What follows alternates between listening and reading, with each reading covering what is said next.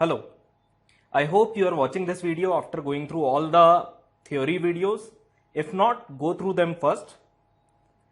In this video, we'll be discussing 5 important things that one should keep in mind while solving geometry questions. So coming straight to this point number 1, that there can be always, most of the time, there can be more than one way to solve a question, especially in geometry. And when you are studying, when you are practicing, you should always be eager to figure out an alternate method for every problem that you solve. An alternate, shorter method. When I used to prepare, and even now, many a times the first method that comes to mind is the one involving Ghodagiri, the lengthy method. In CAT, every second counts, and you will have to train your brain, you will have to develop this habit of thinking of a shorter solution.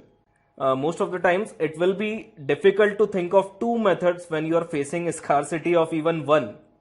But trust me, with time it will come, and few approaches for the shorter method we will be discussing in this video only. Take this question for example. Let's try to solve it in different ways. So this figure here is a square. This is not mentioned here, but it is given in the question. And these angles are 90 degrees. Okay. So the first thing that comes to mind is connecting these 2 points. When you are clueless in a question and you are very enticed to connect 2 points, when you are enticed to create a line, do that. Now what we have here is 2 triangles, triangle 1 and triangle 2. These are not congruent. This one is clearly bigger than this one. But are they similar? Let's see. This angle is 90 degree. This angle is also 90 degree. And these angles are equal. Vertically opposite angles. So 2 angles are equal. Third one will automatically become equal. So these triangles are similar. We can equate ratio of corresponding sides. Let's name the sides. This part is L. This is M. And if this whole segment is 3, and if this part is x, then this line segment will be 3 minus x. Okay, L upon M will be equal to 3 minus x upon x, and this will be equal to 12 upon 9. Okay, take this part. X will come out to be 27 upon 21. 27 upon 21, that is nothing but 9 upon 7. So we have got x here. Now in this triangle number 2, this part we have, perpendicular side we have, base is equal to 9 units. So m we can calculate by Pythagoras theorem. M is equal to root of 9 square 81 plus x square, that is 81 upon 49. So this is nothing but 9 into 50 upon 49, that would be 45 upon 7 root 2. Okay, and L, using this ratio, we can get the value of L as m into 12 upon 9. That would be 45 root 2 upon 7 into 12 upon 9. 3 4s are 3 3s are 3 into 15 is 45. 15 4s are 60 root 2 upon 7. And if I add L and M, I will be getting diagonal of this square. And diagonal's length L plus M is nothing but 45 plus 60, 105 upon 7 root 2. I can further reduce it. This is 15 root 2. And in a square we know if side is A units, if this side is A, this side will also be A. And the diagonal will be, by Pythagoras theorem, the diagonal will be root 2A units. And diagonal we have got as 15 root 2, which is equal to root 2A unit. Root 2 and root 2 will get cancelled, and the side will come out to be 15 unit. This is the final answer. There can be another easier method. I am going to do a little shifting of line segments here. Join the diagonal first. Okay. Now this segment of 3 units is perpendicular to our base of 12 unit. If I extend this 12 unit line like this, and if I shift this segment, it will still be perpendicular to this 12 unit line extended, and this 9 unit segment can be shifted towards the base, and we will get a right triangle here.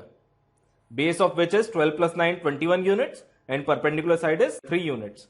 So this diagonal will come out to be, let's say it is h will come out to be root of 21 square is 441 plus 3 square is 9.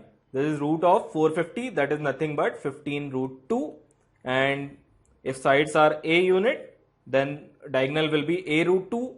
From there a will come out to be 15 units only. So this method is pretty direct. If you have any other method to solve this question, do mention it in the comments.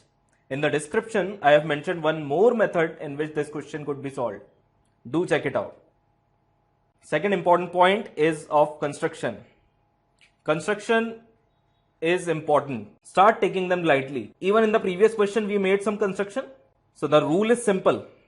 When you are clueless, join the line you are most enticed to join.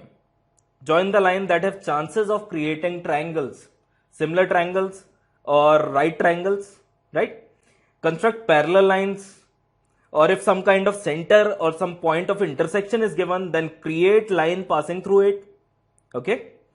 Basically use construction to create familiar figure that you have seen before. Like in this question involves construction.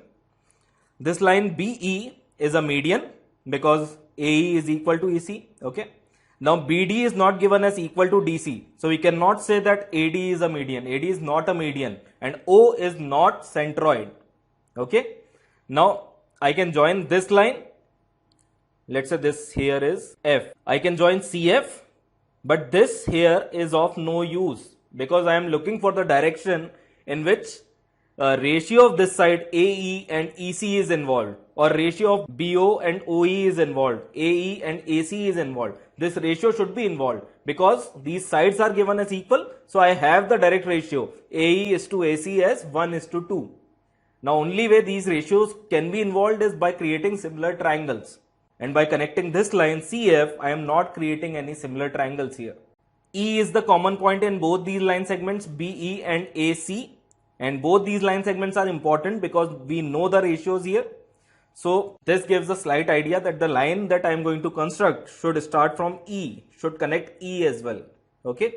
So instead of this line, we'll create this line EG parallel to OD. Okay. Now we can have a look at this triangle. We know the ratio of BO is to OE, and this small triangle, triangle number 1, is similar to this larger triangle BEG. Okay, because OD is parallel to EG, right? And by basic proportionality, we can write OD is what? X. OD X upon EG is equal to BO upon BE. BO upon BE is nothing but 1 by 2. So EG is what? 2x. EG is 2x. Now look at this triangle ADC. Again, EG is parallel to AD. We did such a construction. This small triangle CEG is similar to the larger triangle CAD. So again, I can write the ratio of sides CE upon CA, which is what? CE upon CA is 1 by 2 because these segments are equal. And this is equal to EG upon AD. EG is 2x upon AD is x plus 12. So from here, I will get x plus 12 is equal to 4x and x is equal to 4. X is equal to 4 units. So with this question, I am trying to make a simple statement that don't be afraid to think on the lines of construction. Okay.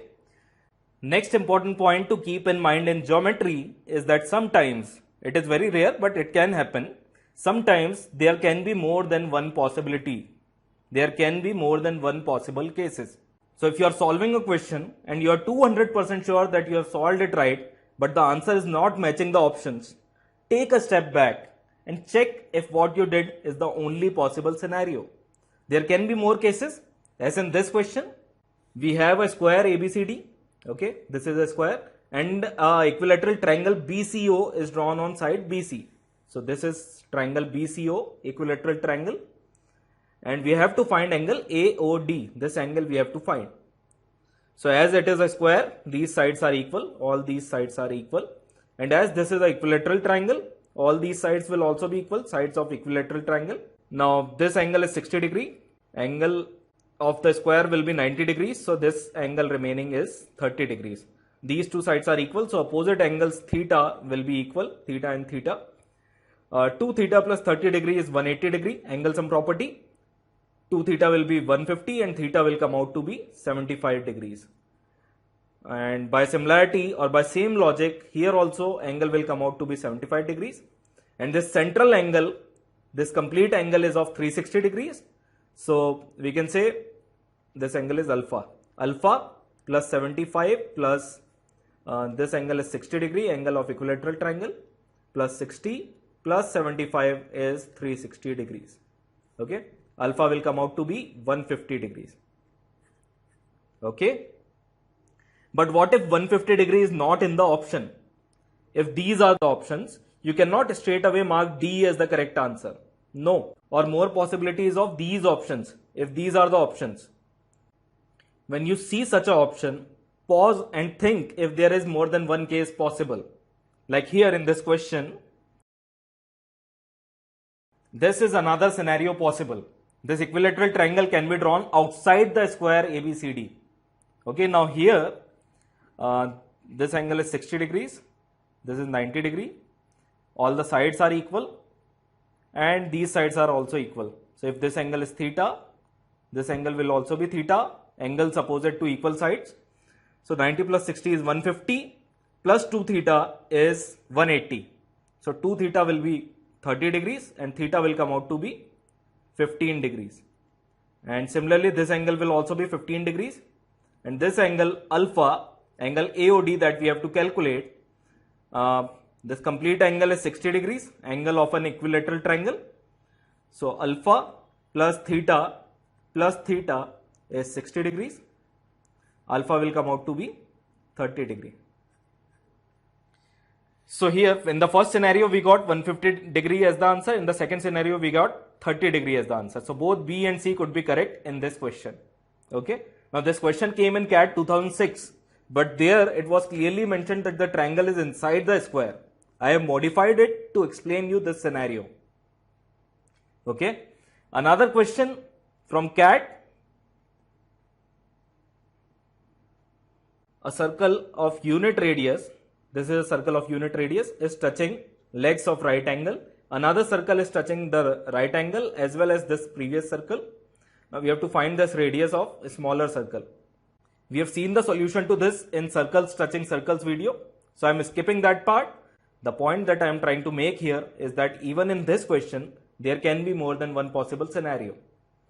Another circle that is touching the legs as well as the given circle, there is two possibility for this another circle. One is this that we have drawn, and there can be one more circle drawn like this, a bigger circle which is touching the legs of right angle. This will go outside the screen. I have not shown it, but this circle will also be a possibility, touching the legs of right angle and the given circle, the previous circle here. Okay. So if you have calculated radius of this smaller circle and you don't see it in the option, there are chances that radius of this circle is given in the option. Okay. Or there are chances that both B and C or both A and B is given as the option number D. Okay. Now even in this question, when it came in CAT, it was clearly mentioned that radius of this smaller circle is to be calculated. Okay. So there was no point of confusion there, but I am just trying to discuss all the possibilities that can arise in such questions. Okay. Like in this question, two tangents from an external point P are drawn to a circle and a third tangent is drawn.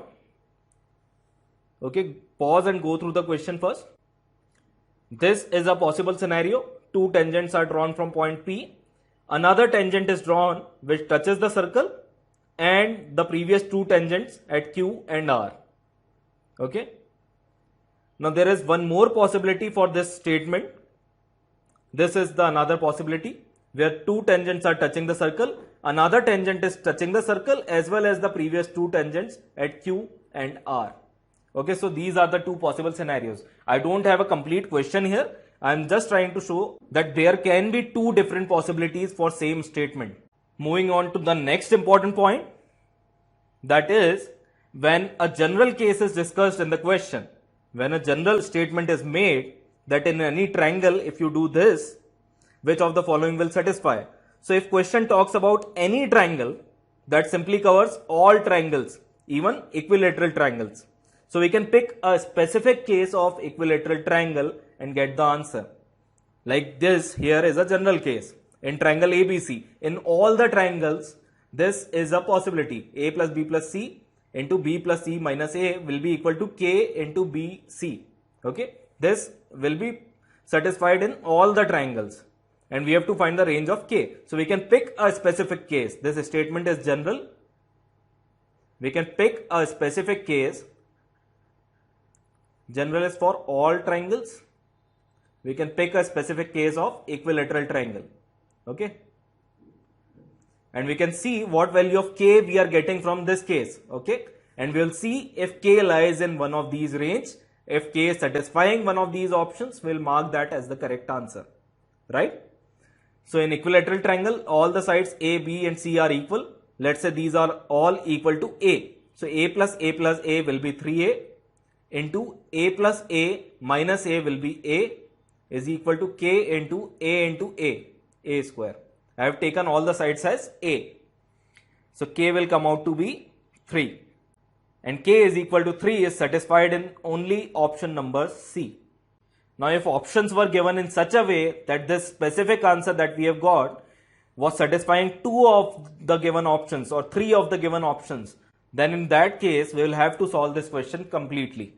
For now, option C is the correct answer. Let's take another question. So in this question, hypotenuse AC of right triangle ABC is quadrisected. What is quadrisected? Trisected means 3 equal parts. Quadrisected means 4 equal parts. So it is divided into 4 equal parts by points D, E and F. And AC, the hypotenuse is 20 units. We have to find this. So this is our figure. Right triangle at B. AC is 20 and it is quadrisected. That means AD is 5. All these line segments are of 5 units. They are of equal parts. Okay. And we have to find BD square plus BE square plus BF square. So first thing that we are going to do is apply Pythagoras theorem. AB square plus BC square is equal to AC square. That would be 400. But that gives only one equation. We can drop a perpendicular to the hypotenuse. This BG is perpendicular to AC and create 2 right triangles. Now we can apply Pythagoras theorem in these 2 triangles as well.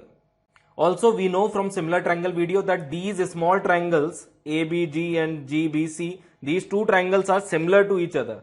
Okay, but still this is going to be a tedious solution. You see, in this question, only specific thing given about the right triangle is that hypotenuse is of 20 units. Okay, rest I can assume any right triangle, even an isosceles right triangle like this. Now see the benefits of assuming an isosceles right triangle. AB is equal to BC because this is an isosceles right triangle, right angled at B. Okay, and E is the midpoint. E is the midpoint of AC. So BE is perpendicular to AC. BE will be the altitude. BE will be the perpendicular bisector of AC. Okay. Now unlike the first case where we had to construct another altitude, BG, here it is not required as BE is serving the purpose. Now let's solve. 2 small triangles AEB. Triangle AEB is similar to triangle BEC. This we have seen in similar triangles video. So we can say AE upon BE is equal to EB, that is BE upon EC. From here we can say BE square is nothing but AE into EC. AE is 10 and EC is also 10. 10 into 10 is 100. BE is nothing but 10 units. BE is 10 units. Now once we have got BE, rest is easy. BE square is 100. BD square is nothing but BE square plus ED square. BE square is 100 plus ED square is 5 square, 25. Similarly, BF square will also come out to be 10 square plus 5 square. This is 100 plus 25. Okay. And the sum of all three will be 125 plus 125 plus 100, 350. So assume something that doesn't contradict the question data and simplify the solution. Moving on to the next question. Alright, P and Q are the centers of the circles. So there is one circle centered at P, another circle centered at Q, and they are intersecting. And Mn is going through their point of intersection. Let's say Mn is going through this point. And length of PQ, the distance between the centers, is given as 3 unit. This is 3. And we have to find the length of Mn. Nothing is mentioned about the radius of these circles. I can take this circle with center P as big as possible and this circle with center Q as small as possible. Now what will happen on doing that? Center Q will move towards the circumference. This center Q will move towards the circumference of this bigger circle. Let's see how.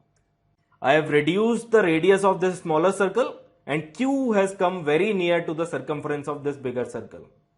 Now if I further reduce the radius of this smaller circle and if I increase the radius of this bigger circle, at one point when radius of a smaller circle is too small, PQ will almost be equal to radius of this bigger circle.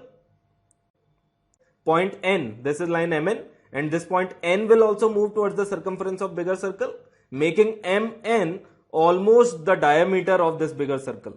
So if PQ is the radius, PQ the radius is 3, Mn the diameter will be 6 units.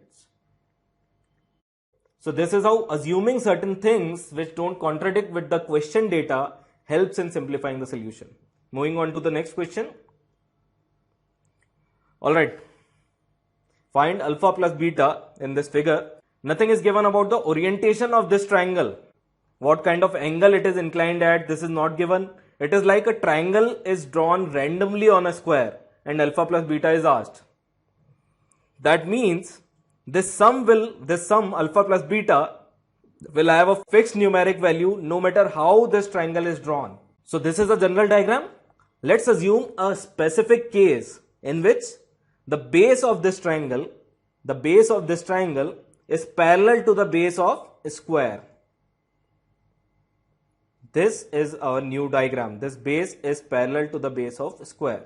And some alpha plus beta will be constant irrespective of how the figures are being drawn because no other information is given in the question. Now these two lines are parallel. This is a square. This angle is 90 degree. That means alpha is also 90 degree. And these two lines will also be parallel. And this is a transversal. Angle in an equilateral triangle is 60 degree. That means beta will also be 60 degree. That means alpha plus beta is nothing but 90 plus 60. That is 150 degrees. Moving on to next question. In triangle ABC, this fraction will be equal to one of these options. Now the question talks about any triangle ABC. So we'll take an equilateral triangle because even for an equilateral triangle, this ratio will be equal to one of these options. So for equilateral triangle, A is equal to B is equal to C. So in place of B and C, I am going to put A. And also angle A is equal to angle B is equal to angle C, and that will be equal to 60 degrees. So this ratio is, I am taking all the sides as A cos 60. Cos 60 is what? Cos 60 is 1 by 2. So A by 2 plus A cos 60. Again A by 2 plus A by 2 upon A plus A is nothing but 3A. So this will come out to be 1 by 2. This is our ratio mentioned in the question statement. Also, we have seen in circumcenter video that circumradius will always be greater than equal to twice of in radius. Equality holds in case of equilateral triangle that we are assuming here. So in equilateral triangle, r will be equal to twice of small r and ratio of in radius and circumradius will be 1 by 2, which matches the ratio provided in the question. Ratio is 1 by 2 on putting the values. So our final answer will be in radius upon circumradius, that is option C. Next important point is to solve by options. Very important in not just geometry but throughout the quant section. The process is somewhat similar to point number 4 we just saw. Pause and go through the question. In radius and circumradius of right triangle are small r and capital R. Area of the right triangle is asked in terms of in radius and circumradius. So we have to find area. A general statement is being made in the question. So the correct option will serve as a formula for any right triangle's area. Any right triangle with in radius r and circumradius capital R will have area that will be out of one of these options. Okay. Any right triangle, that means even a 3, 4, 5 right triangle will satisfy this criteria. 3, 4, 5 right triangle which has in radius as 1 unit. This we have seen in center video. And circumcenter lies on midpoint of the hypotenuse. So circumradius will be half of hypotenuse, 2.5 unit. Area is what? Half of base into height, half into 4 into 3, that is 6 unit. Put these values in each of these options and see which option is giving us area as 6 unit. Let's see the first option. R is 1 into 1 plus 2 into 2.5. This is giving us area as 6 unit. But wait, before you mark A as correct answer, check other options as well. If they are giving us area as 6 unit, if any of these options give us area as 6 unit, then this method that we have assumed will not work. We will have to go by lengthy method, or we will have to consider another right triangle. We will have to assume a 6, 8, 10 right triangle whose in radius will be 2 units and circumradius will be 5 unit. And we'll have to put the values again and see which of the following options satisfy. So for now we are getting area as 6 unit in option A. In option B, area will be 1 into 2 plus 2.5, that is 4.5. This option is not giving us the correct area. Option C is giving area as 2.5. This is again wrong. Option D is 2.5 into 2 plus 2.5. This is again wrong. So option A is giving us the correct area. Option A is the correct answer. Moving on to next question.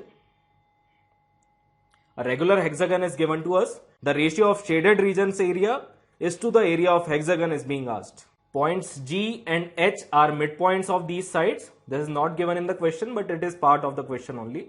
These points are midpoints. Okay. Now best way to approach such questions is what we have seen in area through dissection video. Here the 2 points are connected. Mark the other midpoints as well. Mark the other midpoints and connect all these midpoints. Now this whole regular hexagon figure is divided into 24 equilateral triangles.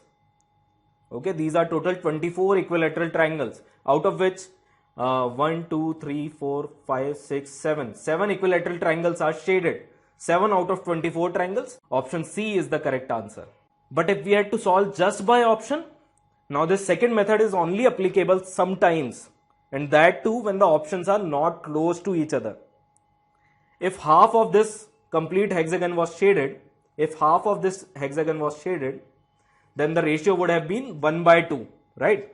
But here less than half is shaded. This area is not shaded. Less than half is shaded. So the ratio will be less than half. We are saying this just by observation. And the only option less than half is option C. All other options are more than half. Had there been 2 options less than half, this method would have failed.